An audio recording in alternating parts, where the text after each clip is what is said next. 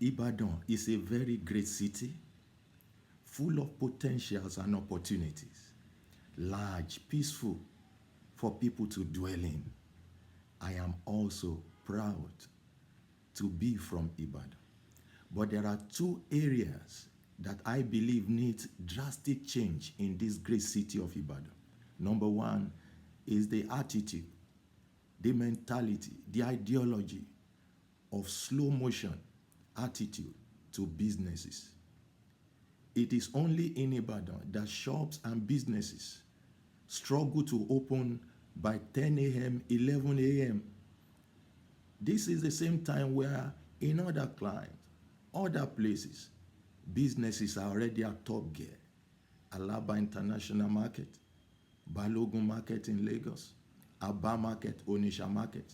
All such markets are already bubbling with businesses. At 10 a.m., at 11 a.m., millions are exchanging hands. But in most markets in Ibadan, people are still snoring at 8 a.m., 9 a.m., struggle to open at 10 a.m., 11 a.m. I have been privileged to stay in about 8 different cities in Nigeria, and I can tell you that Ibadan is very slow.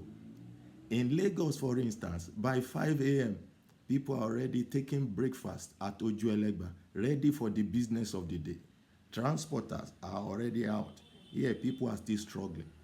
In this 21st century, that is, businesses are fast-tracked, driven by media, driven by technology, driven by industrialization. Men working like machines. But here in Ibadan, men work like snails. How can they compete? How can a snail compete with the machines in the world of business? People work round the clock in other clime, but here people sleep round the clock. Industrialization cannot work under such situation where people work like snails. We can boost personal income, family income, GDP by a departure from this slow motion mentality to business. This kind of mentality is not good for startup and for entrepreneurs. If we export this mentality to other places, there is no way we can compete favorably in the business world.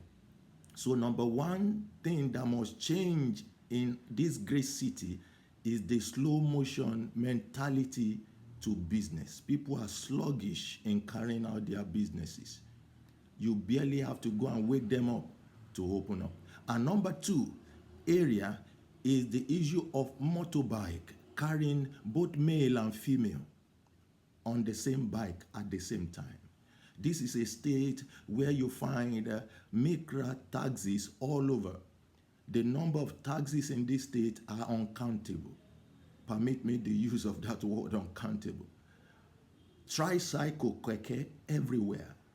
Yet, motorbikes insist on carrying two. It's okay if they carry two, they can carry male, male, female, female. But sometimes you see a young lady on a bike and the bike man insists on carrying another passenger too, and such passenger may be male. Then you see a female with a male. Yes, sometimes the female stays at the back, but it doesn't still make a difference because the space is tight, so their bodies are congested together. This ought not to be so. You see also married women going about their businesses, going to the market, and they needed to take motorbike, and they have to, be compelled to take this bike with another person. Most of the time, a male. They may sit at the back, the male sits in front. It still does not make a difference. This is dishonorable in a society. There are many taxis, there are many tricycle. Why insist on carrying a male and a female on the same bike?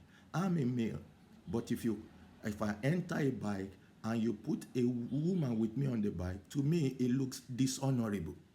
For me, how much more for a woman? This ought not to be so. These are my two submissions. I believe if this is not a work of the government, is our responsibility as citizens. These are my two submissions. I come in peace. I want you to please help me share this video with all natives of Ibadan, both in Nigeria and across the world. My name is Ayo Adekola. Thank you for listening. Ibadan kini so, so nsuoni. Thank you. God bless you.